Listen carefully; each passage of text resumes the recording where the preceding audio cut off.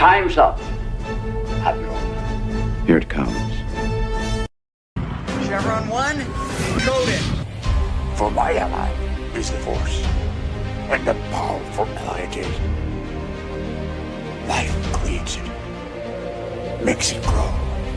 You failed, Your Highness. I am a Jedi, like my father before me.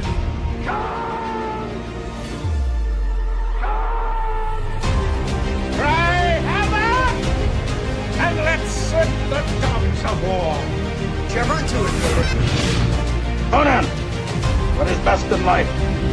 Crush your enemies, see them driven before you, to hear the lamentation of your women.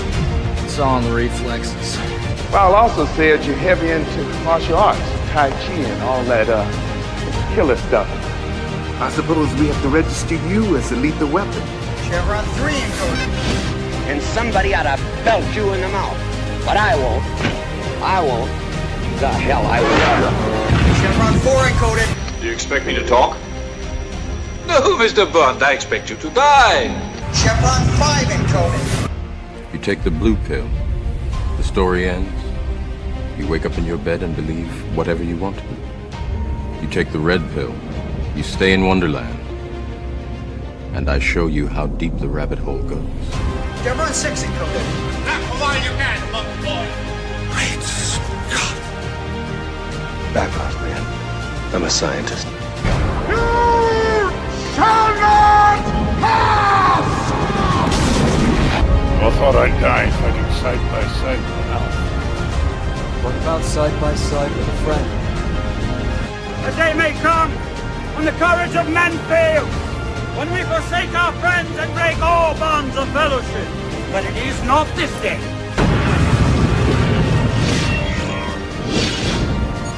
Chevron 7 is locked.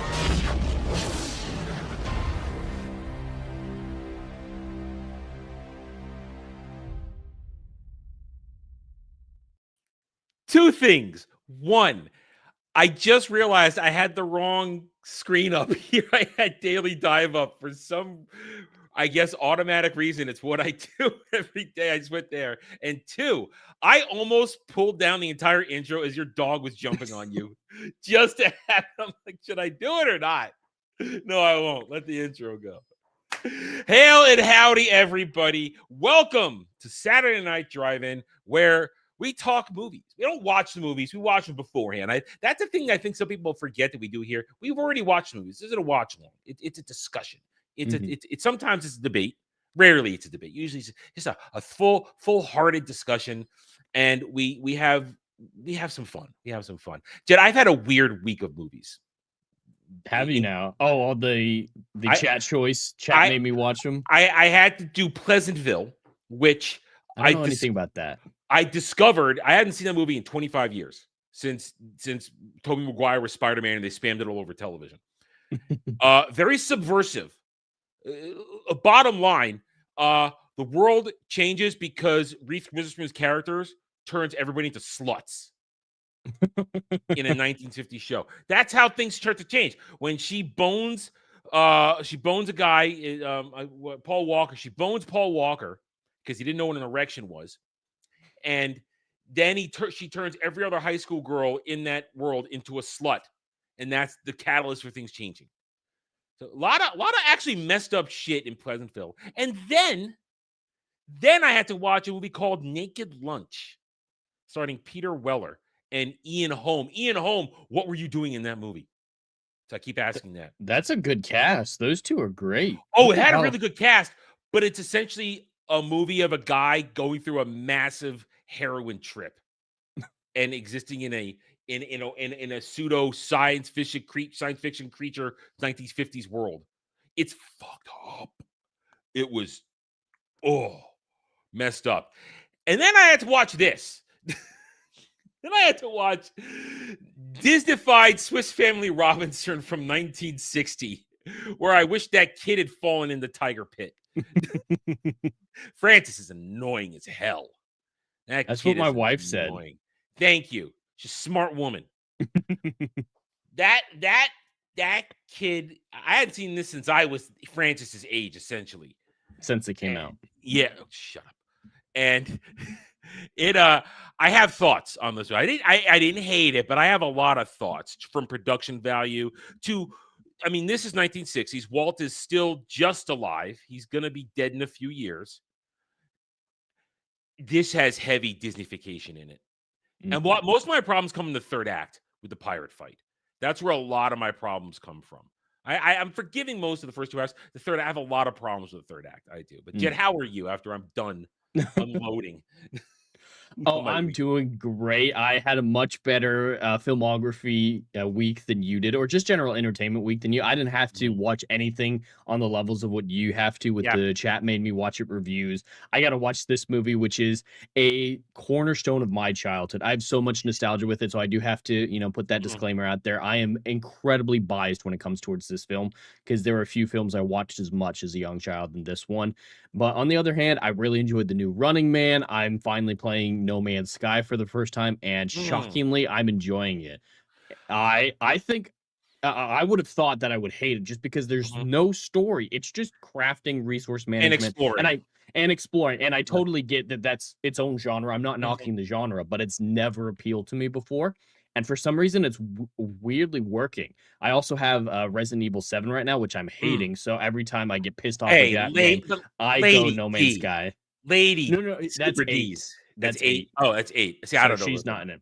Oh, yeah, so far, there's been no attractive women. There's one who could be attractive, Maya, but she's zombified half the time. So that's gross. She's not attractive. Yeah, she's rotting. Her whole family's in it as well, and they're all rotting and gross. Her fat one. Her mom wears this tentacle diaper that you have to shoot at in the boss fight. Stop. It's weird. But I keep getting pissed off at that game and going to No Man's Sky instead. And then, of course, my TNG marathon is going great. Where are you? I just had the episode I'm currently in the episode where I can't remember her name. The woman who's pretending to be a god on this planet, Data, has to be. That is one of my favorite episodes. I never remember her name either. Courtroom dramas, like A Measure of a Man, with proving whether or not Data's a man. Because the Klingon trial with Worf's discombination. Never remember her name, but Aria O'Reilly, something like something like that. That's one of my favorite episodes. I love that episode because that is Picard being some of the best of Picard in that just moment. Not accepting her bullshit. Yeah. I'm only about halfway through, so I haven't finished it. Yeah, I've seen it before, but I know, yeah. But yeah, that is that's a great episode. I love that episode. That is a fantastic episode. And as you mentioned in your intro, yes, during the intro video for this stream, my wife came in, brought me some coffee, and my dog just leapt at me, climbed out from beneath the desk, and was all over me. And I thought you might jump me into stream. I was ready for it. I know how you think. I didn't because I can't. Then I'd have to restart the intro. And because the way StreamYards works, you can't just pick it right back up. So I thought, no, I'm gonna let it go. And now I've got an opening to banter about, so it'll be good. It'll be good. But yeah, I will say this: I have a history with No Man's Sky. I've talked about it many times on different streams. We even did Internet Historian's breakdown of the controversy of it and the history of it. And as someone who just came to the game, you're getting what the game should have been. So you're me if it had been like that.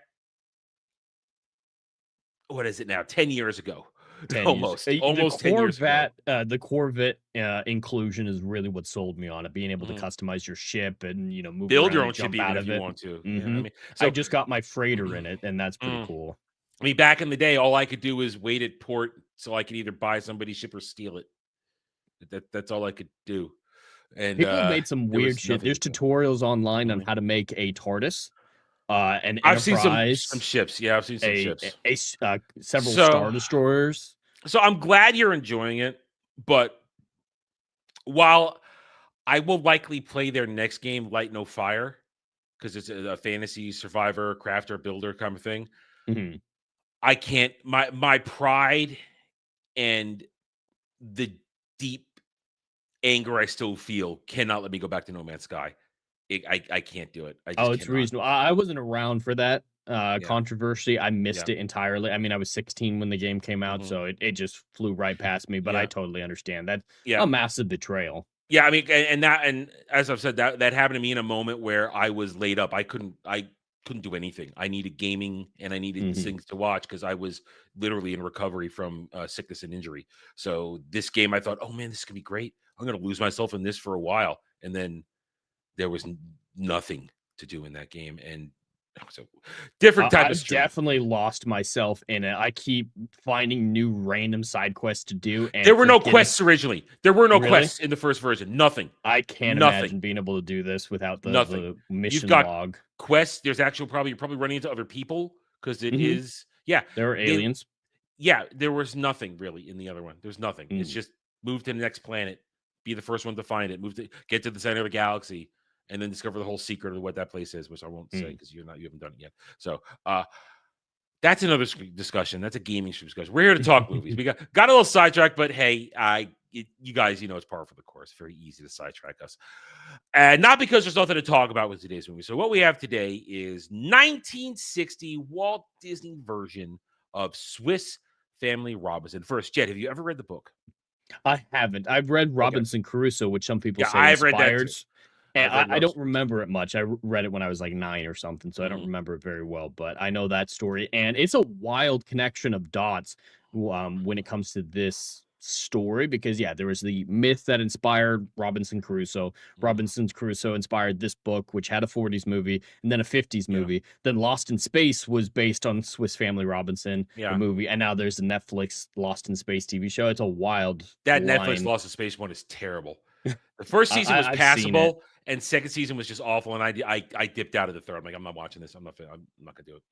I really liked one of the first episodes where the daughter gets trapped in the ice, but besides that, it really wasn't doing it. No, it was. That was literally during that period of time where I was laid up and I'm watching anything that I get my hands on, and I suffered through the first season, and then I watched second season with hope, and I thought, wow, no, they just. And then third season, but this is 1960. This is pure Disney, and this was your choice. So, Jed, why don't you walk us into it? Perfect. So Swiss Family Robinson follows a family from Switzerland, surprisingly enough, who's fleeing the rise of Napoleon Bonaparte and the financial troubles of Europe during that period. I believe the early 1800s is the year. I don't think we get the exact year, but with the Napoleon stuff, that would be early 1800s. Napoleonic era. So, and they're migrating to New Guinea, trying to start a new life in a colony there. When their ship gets attacked by pirates, they get driven to a storm, and everyone abandons ship except for this family who gets trapped below decks. And the next morning they find themselves run aground on some rocks near a tropical island. So they manage to get to the island, and the whole story is about them just trying to survive on this island until they can be discovered and hopefully move on to New Guinea. They survive pretty easily. Yeah. I mean, now it's unbelievable.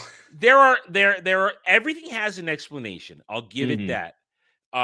There's plenty to salvage from the ship, including livestock. That's the big savior for them. If they didn't have the ship, I don't know if they would have survived. That ship is just and that ship literally was used to transform into their treehouse. They used everything, and the nails, everything. So listen, I have no problem with that. Livestock, it was a transcontinental voyage, so it was setting up a colony. So it makes sense why they'd have colony supplies. Fine. Building materials, all that stuff you'd expect it for a colony ship. Tools. I mean, it had weapons, everything like that. All fine. It's the island itself that I have a bit of a problem with. Not their massive engineering skills. We'll get to that. First, it's the fact that there's only the one tiger, apparently, just the one. And now here's the thing. They make it clear that at one point there must have been a land bridge where all these animals crossed over to this island, this heavily jungled island. Which now here's the thing: this island it has to be near India because that's the only way a tiger would have to get there. They mentioned that it's tigers all the way down to India. They believe that they're in the Indian Ocean regardless, but the land bridge was most likely with but the ostriches tip of India. Ostriches? Yeah, the Zebras? land bridge is a magic explanation for any zebras. Hyenas? You need a land bridge to Madagascar and India to explain their wildlife. Yeah, Yeah, now I can get an elephant because there are Indian elephants and African elephants. There's two species of elephants on this planet. But where are the rest of the elephants? That's a young elephant. There should be a whole herd trampling your entire camp looking for their baby elephant. And the island is big, but not like they were able to circumnavigate it and then cross over it in the second act. So it's 50 miles across, maybe like it's a big island, but not enough that you would never come across the full herds of these elephants or whatnot. Exactly. Or the other zebras or and there's the relevant animal and then nothing else from the species. And the ease with which they're all domesticated. I mean, when he catches when that little bastard Francis, and he is the worst thing in this movie for me. I despise that kid because he causes so much trouble and never gets punished. Oh, he needed his ass beat for the coconut bomb near the end. He almost killed somebody. And the whistling at the pirates. That got me so much. Like, you shut up, kid. And no one even says, hey, that was wrong. They just like, all right, we got to keep going. Oh, it's just Francis. I mean, Ernst and Fritz. Ernst may be a bit of a bookworm dillhole, but he doesn't get anybody in trouble. And he's not a coward. He just has different strengths. Yeah. Play off Fritz's really well. Yeah. And Fritz is the oldest brother and he plays the older brother role.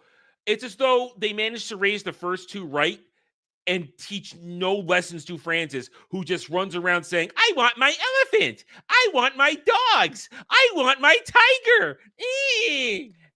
I think there is, at least during the events of the island, a little bit of an explanation for that. If you remember when the treehouse was first getting constructed, they just had the initial platforms and the mom started freaking out about how dangerous it was up there. She banned Francis from going up there. It's like, he will never be up here. She had this wild overprotective role with him. I get being overprotective and it makes sense in the story, but I think that's what babied him so much is she was so terrified of him being in danger that it exacerbated whatever existing tendencies to be a spoiled little cunt as possible.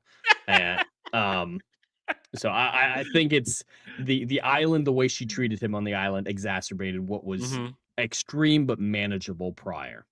And I go back to the domesticating of these animals. He trapped that elephant, and it instantly is like, wait, the elephant was trapped, and it was held onto something, but suddenly I'm okay with you. How are they? Ostriches are assholes. There's no way anybody's letting anybody ride it. They're dicks. I've seen enough animal footages. They're not nice creatures. You'd want to stay away from pretty much all the wild animals. I don't know enough about zebras, but they would be the only potentially domesticatable animals from my limited knowledge. Yeah, and because they saved it from the quicksand and it would look young, maybe it would imprint. Yeah, but that one I can buy to a certain extent, especially because they just made a pack animal at first. Like, it wasn't doing anything too crazy. Yeah, and you can domesticate somewhat an elephant. You could train an elephant, but I still bring you back. You need to know what you're doing. You need to know what you're doing, and it's not just going to like you after you grabbed it and wouldn't let it go. And also, that's a young elephant. There's got to be a very large mama and papa out there that will be very angry at you touch their baby. And then the one tiger. That now, those are a couple of hunts. Those two dogs, those are a couple of hunts. And I think together they are capable of taking on that tiger. That wasn't a huge tiger. It was a medium-sized tiger. So I can believe that together the dogs were kicking its ass. But at least scared it away because it had never met dogs like that before, most likely. They were aggressive. And listen, dog bite power, that jaw power, that's some serious jaw power. And dogs could be, two dogs attacking can be very vicious. So they'd probably be scared it off, which is why it never came back. But the only one tiger. just. Oh, and also what I loved when they find the zebra and the hyenas and the vulture, there's a cheetah just sitting there watching. They just needed the hyenas. The whole scene works with the hyena. We don't need a vulture. We don't need a random ass cheetah. It's what was it? Directing traffic? It's like, yeah, that's right. That's right. Go. I feel like this movie, they contracted with the zoo for a default price. It's like, all right, you can use any animals you want for this set price. And they're like, all right, let's use all of them, as many as possible to get our money's worth. I'm surprised there wasn't penguins there for no reason at that point. and the ability with which the monkeys are just all over everybody and the birds just hanging out. There's bird shit everywhere.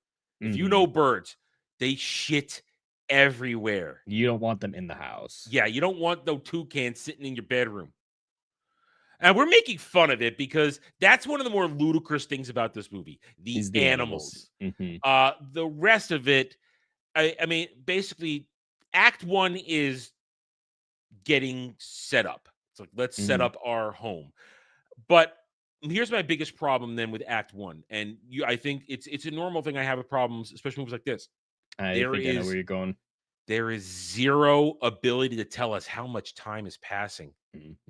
And not to mention, weeks, months had to have passed. Nobody's hair gets longer.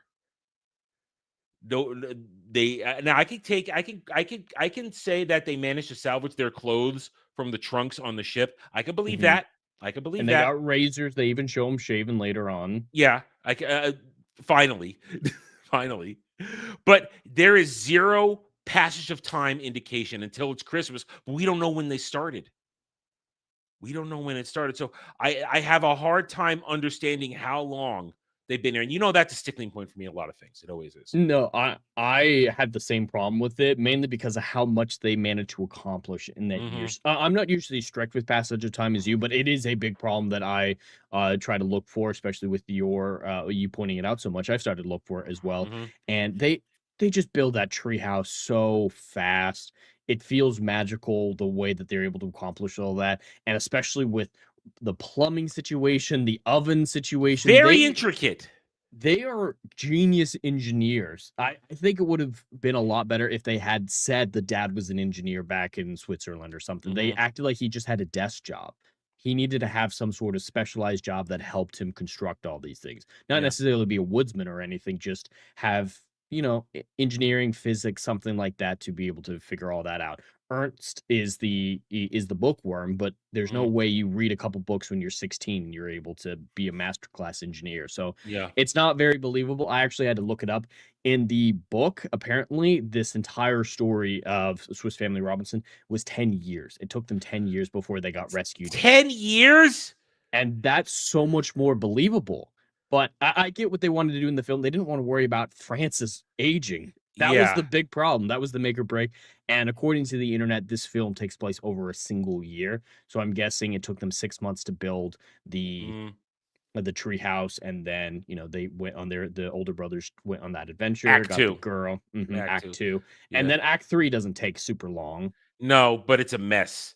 Act 3 is a mess because.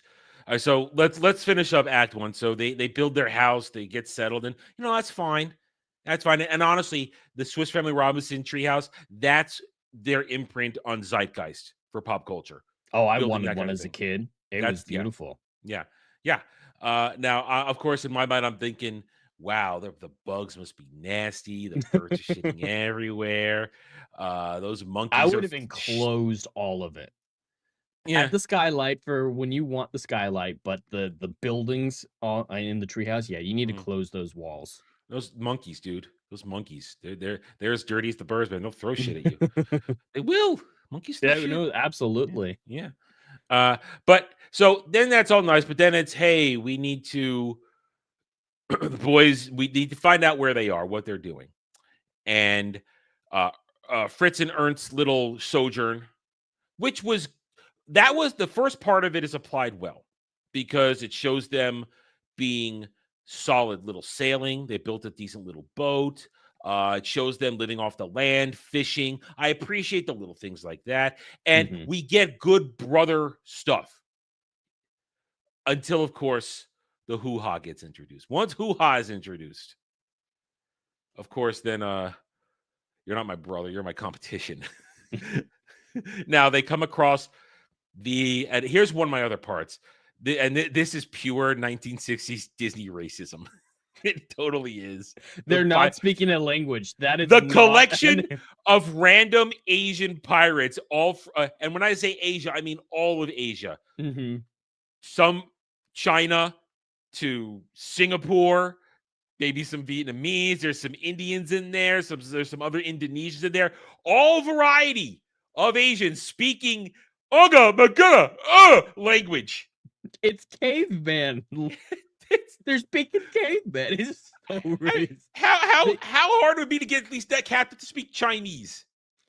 Yeah, cast someone who knows. And yeah, I think Indian, Chinese, and Indonesian are the ones that make the most sense. Yeah. And focusing on the Indians and the Indonesians, though. Chinese, they did have a big pirate presence in this era, I believe. Oh, that was a basically a Singaporean type vessel. That's that style of then yeah, ship. focus on Indonesians and have someone who speaks their language. Yeah, but that was a hodgepodge crew. I think there was a Mongolian in there too.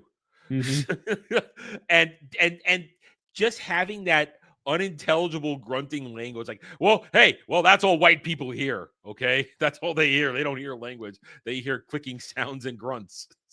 Even when he spoke English at the end, the pirate captain, they really made sure it was not very intelligible. Yeah. So finally, after they find the pirates, and then they stupidly try to steer through the rocks, and their ship gets trashed. That's just that's stupid brothers right there. They're just being dumb. That was really dumb. They come across an old man captain, and what is very clearly a girl. It's kind of obvious, especially if you haven't seen a woman in 6 months, a year at this point. Yeah. You're drooling at the sight. They even mentioned later, we couldn't have gotten closer to a woman than this girl here, and then still miss entirely. It's like, so you recognize that she's very feminine. Yeah, but they're not gay. They're not gay. It's like, we're not. Find out that she's a woman. At first, they're like, "What are you, a wuss? What are you, a pansy?" And I was like, "Oh, you're a girl. Hey, here, let me help you." Here, every step down the rocky cliff. Yeah. The perfect gentleman all of a sudden. As soon as she cries, it's like, shit. All right, okay, don't stop crying. We're gonna help you. They rescue Roberta, and the setup that her grandfather will successfully get himself ransomed. I have a problem with that because there's no guarantee they were gonna ransom him, because they can't understand what he's saying, and he can't understand what they're saying. Well, they understood a little bit. They were they knew to throw the boy back when he made those demands, and later on, the pirate captain did speak English to the Robinsons, so they were able to communicate. And I can buy the ransom. I can buy the ransom, especially with how he's the leader of a merchant fleet, not just a merchant captain, a fleet. So, but you make that point, the ransom. There's with the time frame comes in a problem again. How little time it took for him to get back, and the coincidence at the end, that is such good timing. Coincidence. That is, but there's a series of them. Like, the one day they take off, they fire a gun, and that's how the pirates find them. Yeah. And then the merchant shows up to save them just in the nick of time. Yeah, we'll get that. But then the travel across the island back to home, with the boys now realizing, hey, we're both young horny men, and there's only one girl that's an option now, so of course we're gonna fight. And here's the problem I have with this: she's the girl of convenience. Mm-hmm. The convenience trope, or the convenience kind of idea of, well, she's the only option. And Ernst is better off because he's going to get other options. Yeah. Frankly, her and Fritz, they are completely incompatible. She wants to live in London the rest of her life now, never leave again, but in the beginning, and move to, and he still wants to go out and make something of himself in the world. And her turnaround is just too quick. Yeah, it's not believable. They can't decide what she wants, what they want her to be. Like, she's a scared princess in the swamp, freaking out at a lizard, and then she's badass gun lady at the beginning of the third act. And she's horny. Suddenly, she's horny. I do need to take this opportunity, and I think you'll enjoy this, to address Ariel in the comments. No, it was a gun that brought the pirates to the Robinson family's attention. It was when they were having their race with all the different animals. The mother fired the gun as the starting pistol for the race, and that's what the pirates heard and drew them in. Yes, the Francis did throw a coconut bomb earlier in the Yeah. story, but the pirates didn't hear that because that was several Yeah. days before. Yeah. And it was Francis that whistled to them and got Mhm. their attention. But so Roberta is a problem for me. One, she's not a very good character. I think she, like you said, So- she's very undefined. Yeah, they keep changing her based on the scene. And even in the scene, she changes rapidly. She goes from with the reveal that she's a girl, she's sobbing, crying. Oh my God, I have to go back. I need to go meet with my grandfather. What do? I don't trust you guys enough to tell you guys the truth. I don't know you.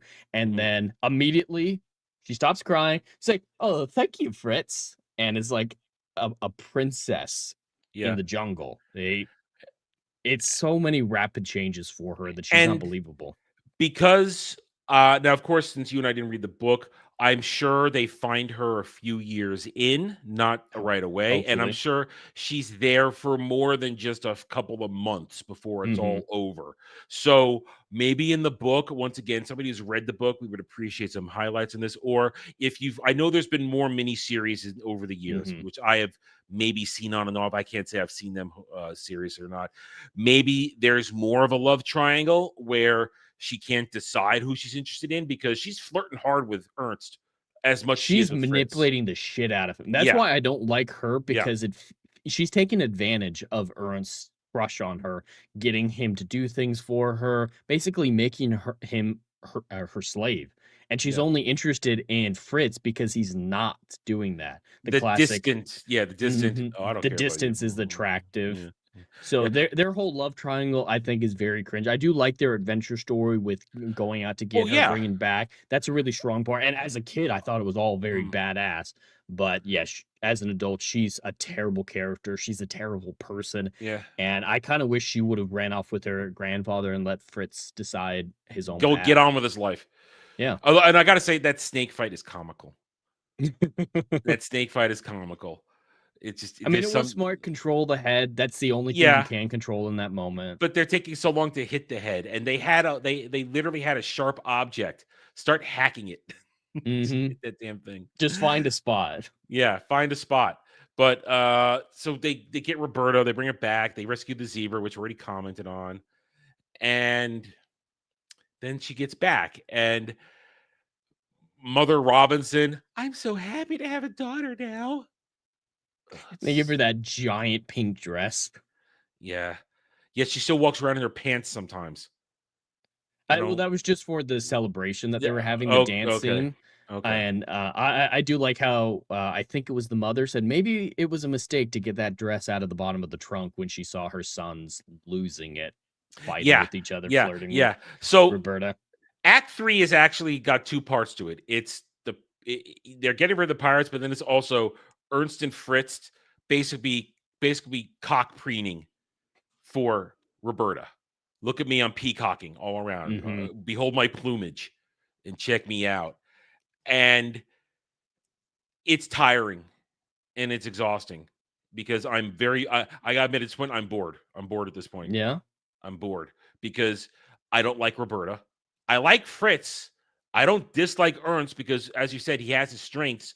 I don't like what she's doing and the way they do this semi love triangle. It's executed very poorly because it's Disney-fied.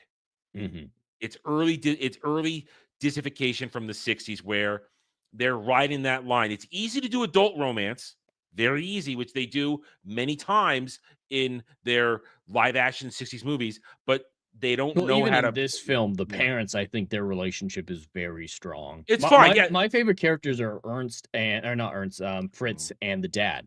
Yeah. The dad's relationship with the mother, I think, is incredibly It's fine. strong. There's nothing wrong with those characters. I think the acting's a little bit stilted in this movie. Everybody's acting's very stale. There's no stars. Yeah, there's no and nobody's passionate in this. There's no I don't feel like anybody's pulling me in. But the whole Ernst, Roberta, Fritz thing, it's executed poorly because I think the boys, it's very cliched the way they do it. Oh, we're gonna fight over her now. And they see it coming. And Fritz is gonna be manly and Ernst is gonna be a dork. And she's gonna be a manipulative bitch. And I'm not really rooting for anybody because I like Fritz. I don't want him to end up with her. And Ernst being a simp is not attractive. No. So it's just dumb. Oh, I rolled my eyes so hard when he started quoting the Iliad to flirt with her. I knew you would too. I knew you would. I was like, I think it. Oh, All right, there's a trope in there's so many movies, and this isn't a old time problem or a current day problem. It's just always been this thing where movies pretend that people just randomly memorize whole passages of all their favorite books and can spout them off. It takes a while to remember those passages, multiple readings, if ever. And it's very rare for people to do that, even for their favorite books. All the lines that I can remember to that sort of detail are all from plays and performances, like Shakespeare. There's several Shakespeare monologues that I had to learn for school or whatnot that I can still remember because that was a dedicated attempt to memorize. There's of course the photographic memory people who are their own category, but Ernst is just like, yeah, I've read the Iliad before, so now I can quote all my favorite passages to you. Movies do that so much, and it always bothers me. Yeah. Ariel, we already did that talk, so it's a little earlier in the discussion. We already talked about the animals in the land bridge, so you can go back and rewatch that part of the stream. So their whole thing, it's nauseatingly boring, and it's executed poorly. And then, of course, we know the pirates are coming back because they took her. They know they ran inland, so they have to be somewhere on that island. I'm surprised it takes them that long to find them, though, because they're on that island. Yeah, the dad's like, I'm hoping that they've seen so many islands that they forget about where we are. But they took Roberta inland to that island, and they want her. They would just circle the island that she disappeared on. Yeah. It was so dumb. Yeah. So that doesn't make any. It's another poor execution of the script, and then we have the preparation for the pirates incoming. It's the other part of Act 3. Well, I appreciate traps. I appreciate ingenuity, all that stuff, but when the pirates finally attack, Disneyfication strikes again. At least for the first part. First of all, Francis, I got my tigers. Shut up. Tiger in the pit. So we've already talked about Francis whistles and gets there because he can't leave because the dogs. The pirates are coming. They have their high ground. They're Obi-Wan on the high ground, and their traps are unbelievable in their complexity, but they're effective. But unbelievable if you can get past how they made them. There's some problems. The tiger pit, the dude with the tiger, guys fall in there, and then they immediately leap out. Oh, it's bloodless. Nobody dies. They leapt out from the tiger pit. And yet other guys fell in other pits and didn't leap out. And then you had between the rock slide and the lumber trap. A little redundant. But the rock slide is even more dangerous than lumber because that's rocks. Nobody died. They keep coming because your traps those traps should have killed people or blunt force trauma, broken bones, bleeding everywhere. There's no way nobody died. But the reason that what are we going to do? They're still coming because of Disneyfication. The traps didn't kill anybody. They just have to run away comically at the end when they're scared off. But then they sweep around behind and they start climbing. But then they're allowed to shoot people. So let me get this straight. Rocks and heavy logs can't blunt force trauma kill anybody. A tiger can't.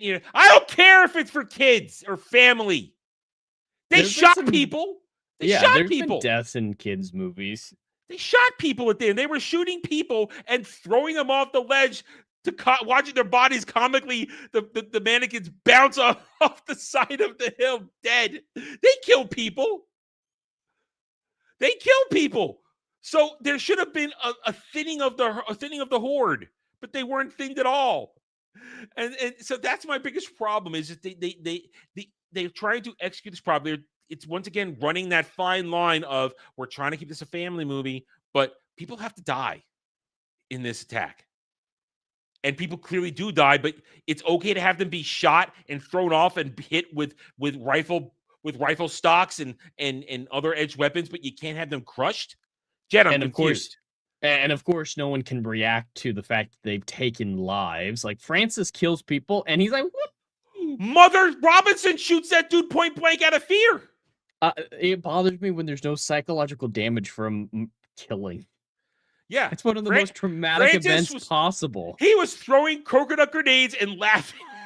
He's going while throwing coconut grenades. That kid's gonna grow up to be a serial killer. He is, or a furry, because of his animal.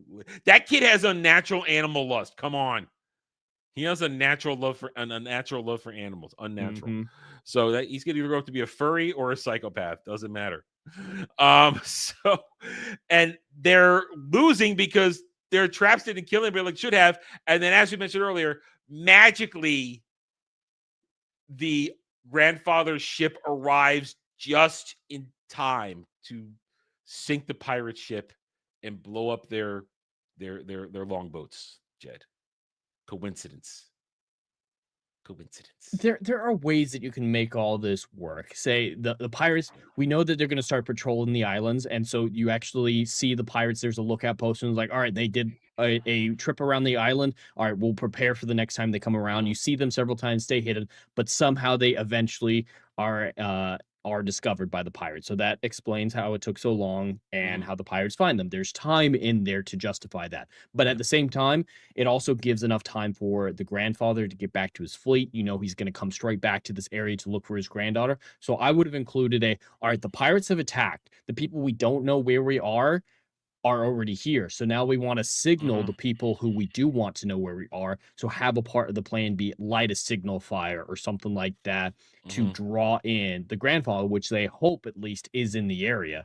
And I think that explains a lot of these coincidences, just those simple changes. Or if you have the pirates speaking a language that can get subtitles, have them have a conversation of, we've been hounded by merchant marines. By privateers, and we're here now. Just a throwaway line. We've lost them, and now we see this. So let's do this. Something to know that the ship is near. Having the grandfather show up out of nowhere. You know that I'm somewhat lenient on coincidence. I can't not ignore how convenient it is that he shows up at the right time, at the right moment. And that the Robinson suffered 0 casualties in all this. Nobody got hurt. It's too comical. Dad suffers an arm injury that requires a sling at the end. That's it. And Francis unlocked his bloodlust. And then, of course, it is. Once more, I don't know the end of the book, but it's the parents are going to stay there, but they're going to turn it into a colony. Okay, he might be governor. Great. With all those animals on there, I'm sure they'd want to put a colony there. Yeah. The inexplicable animals. Yeah. And then, of course, Ernst magically decide to give him a scholarship to a university. And suddenly Roberta doesn't want to go home. She wants to stay on the island and, I guess, make babies with Fritz. It's a very convenient, quick wrap-up. I feel sorry for Fritz. That he deserves better. He deserves to go out there and see if there's better cows in the pasture than that heifer.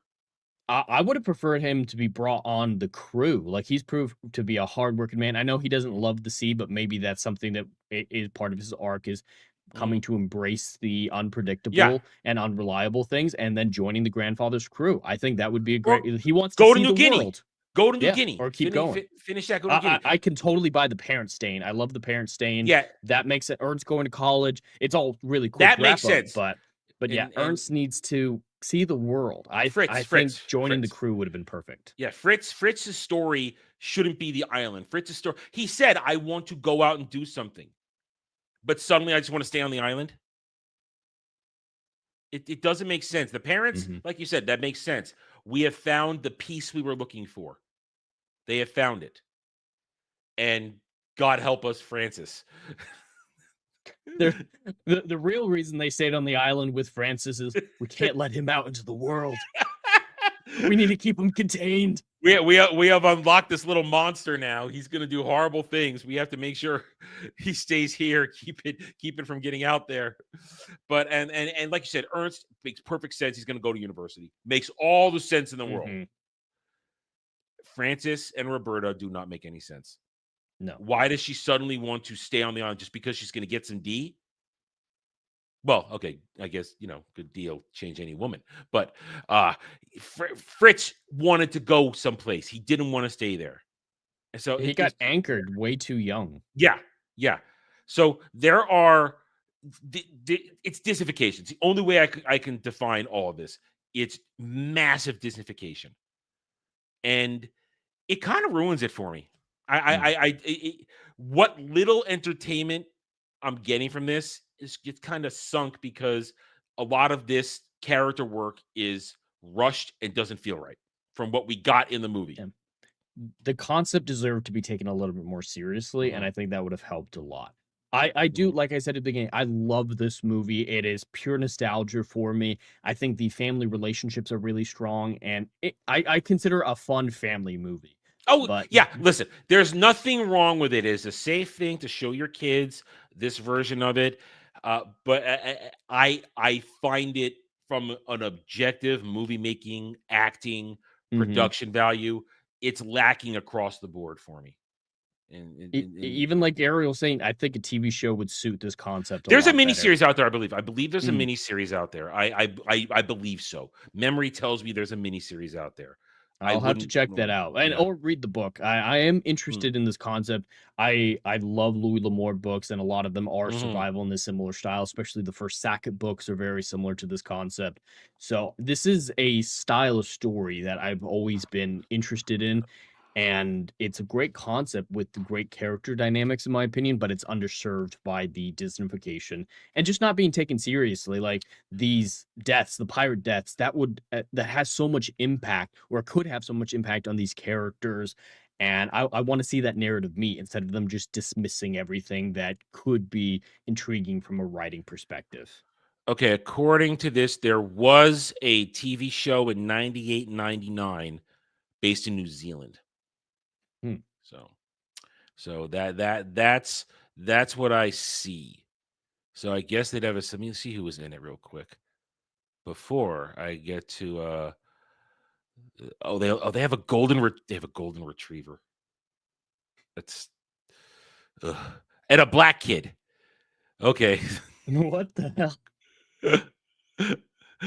There's a black kid in it.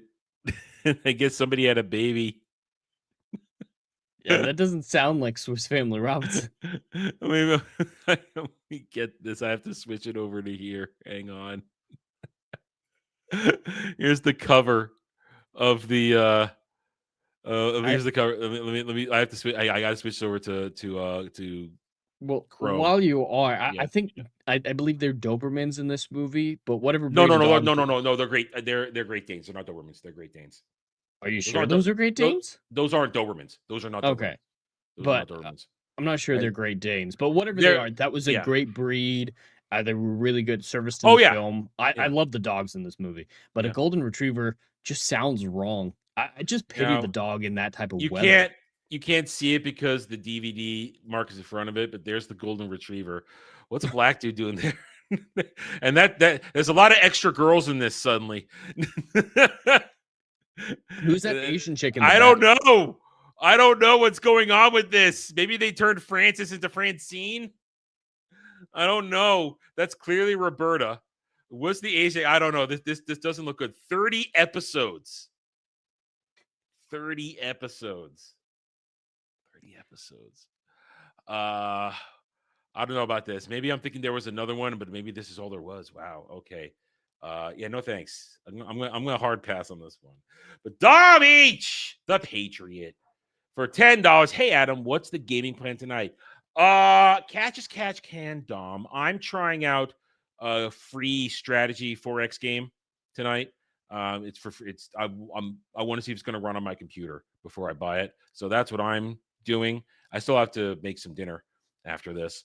Dermy's probably streaming right now, talking Hassan Piker and feature stuff. And I know Dermy's playing Digimon all night because he finally got it working for streaming because OBS was giving him crap. And I fixed it for him because I'm smart. I don't know what else is going on. So it's kind of cash can. No real plans. Maybe next week we'll do something else. I don't know. So yeah. Anyway, thank you, Dom, for the $10. You are a patriot, Dom. Don't let anybody but me tell you otherwise. Only I can remove your patriot status. Anyway, so all right, you got anything else for this one? Well, I would like to briefly talk about Francis. Okay. What? I thought I made him square, a little bastard. Go ahead.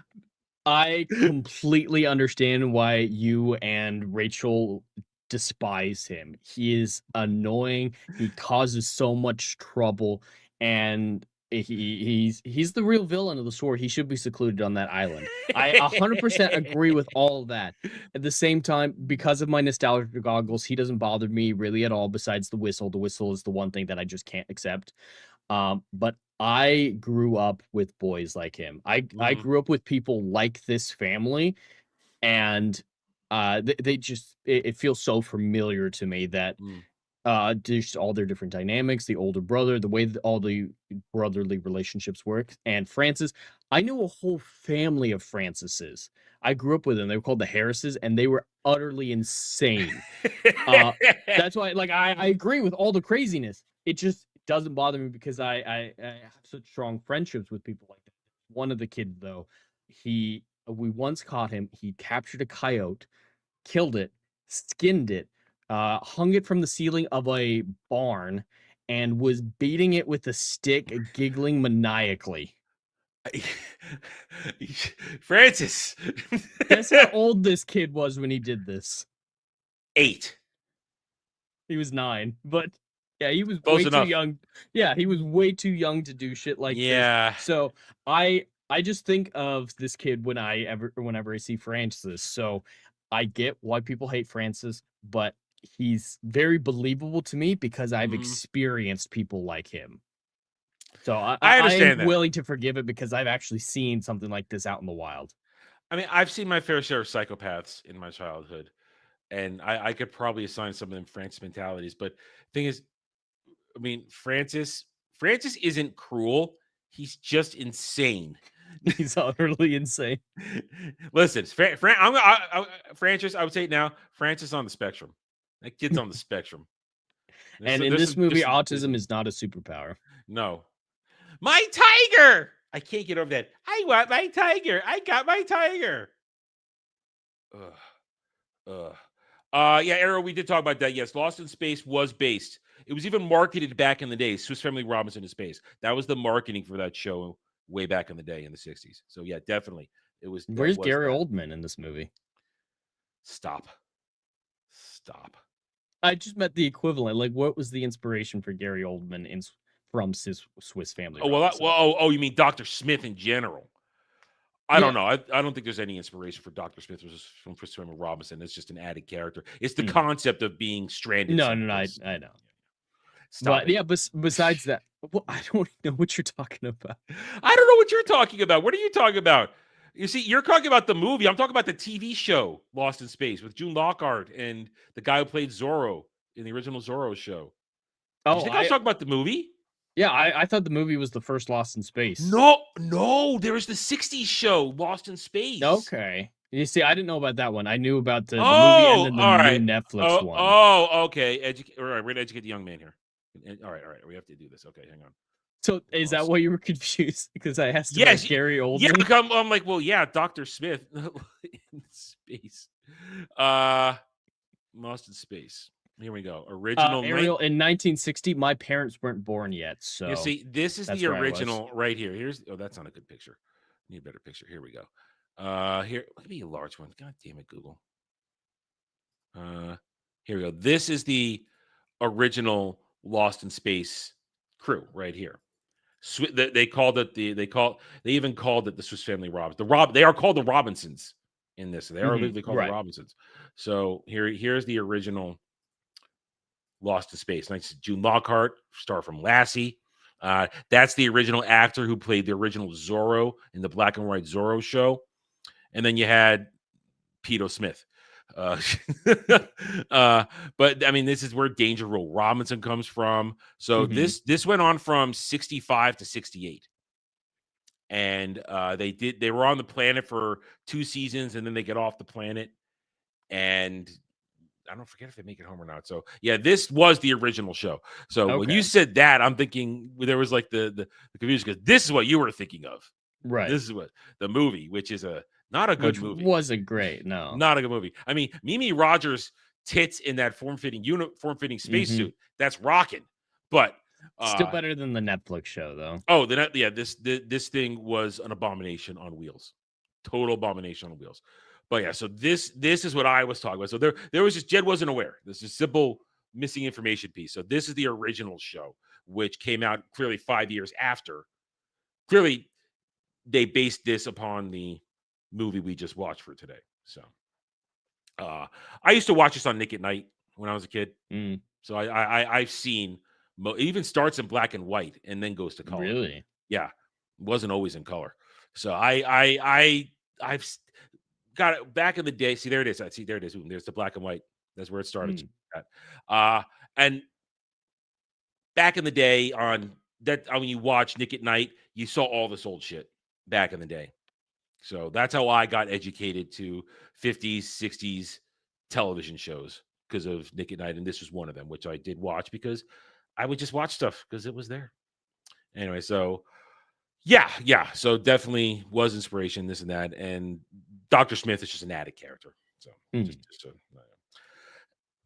anyway, you got so worried when I asked about Gary Oldman. And No, wasn't so worried. Confused. I was saying, okay, Gary Oldman. Why is he going straight to Gary? No, it was confusion, not worried. Confusion. Like, why is he going straight to Gary Oldman version of Dr. Smith? I don't.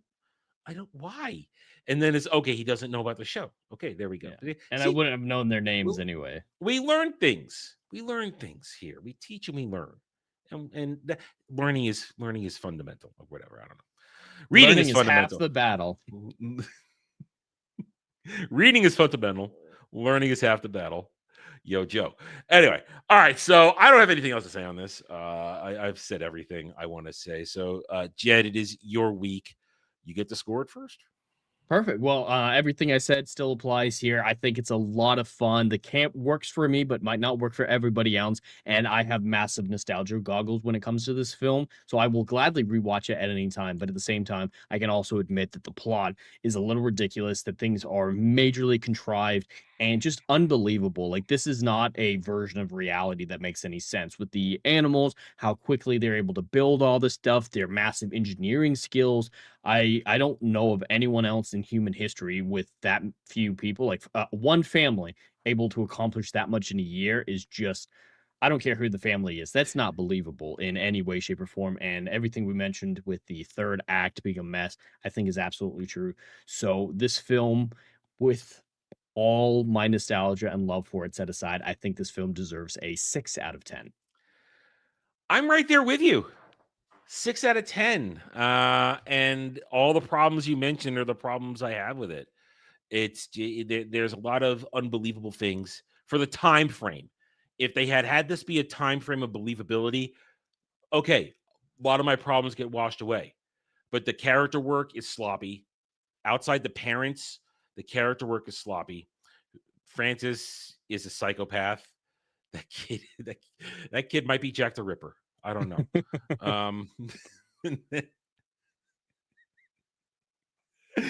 I love how much you hate him. I was just so annoyed. Like, he almost got everybody killed. It's like, we're not ready for the fight yet. Hey, dogs, whistle. And no one punished him for the coconut shit. Yeah. Father's like, well, maybe it's my fault because I didn't give us enough playtime. No. I'm not saying beat the kid. I'm just saying, punish. I don't believe in beating a kid. I don't believe in the belt or the switch. But I mean, I got punished plenty when I did shit wrong without people laying hands on me. And I learned my damn lesson. The only time, the closest my mom ever got punished me is when I was being so annoying I was eating a cupcake in a supermarket, and she just went like this and pushed the cupcake into my face. He should have had to dig his own tiger pit as punishment. There you go. See, I deserve to get in poked, but no. Francis is such a problem, and the character works, the relationships, and the third act, which I'm glad we're in agreement. That third act is just a mess, especially the battle, just a mess. I laugh at it, especially the caveman language. But it is easily explained with the single word Disneyfication. It's Disneyfication when Disneyfication was still young. Anyway, but it's not a bad movie, so I also give it a 6 out of 10. Perfect. Kids can watch it. It is a good family movie, but I ain't hanging my hat on it as cinema or art. And it also doesn't help, like you said earlier, there's no major names in this movie. The acting is rather stilted, and I won't say emotionless, but I'm not enthralled by any performance whatsoever. Not whatsoever. And you can feel the awkwardness at times. And it's a little cringe in moments, but it's 60s. Maybe they couldn't get anybody for us. Maybe nobody wanted to do it. Who knows? Anyway, but there we go. Another one in the books. And we got one more week before we take a break for Thanksgiving. It's my choice. And I had a couple of ideas for relevant, because listen, the wannabe grifter that I am, I'm going to try and take advantage of algorithm. Was going to do one Arnold Schwarzenegger movie, but then another relevant Arnold Schwarzenegger movie is now more in the algorithm. So next week we'll be discussing 1980s The Running Man, or Running Man, not the it's just Running Man, starring Arnold Schwarzenegger. And Jesse the Body Ventura's in that one too. So thank you everybody for joining us.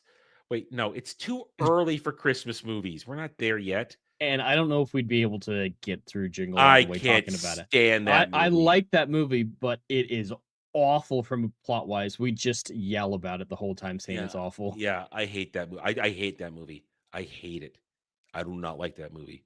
And now it's on everybody's list, because when we come back for December, guys, it is time for a Chat Choice movie. So you guys, but it's December, so make your Christmas movies. You got to make your Christmas movies. Anyway, thank you everybody for joining us. Yes, I hate that movie because I hate fun. Anyway, thank you everybody for joining us today. We hope you had a good time. Please remember to hit that like buttons, subscribe to the channels, and we will see you guys tomorrow on Roundtable. Until then, take it easy, everybody.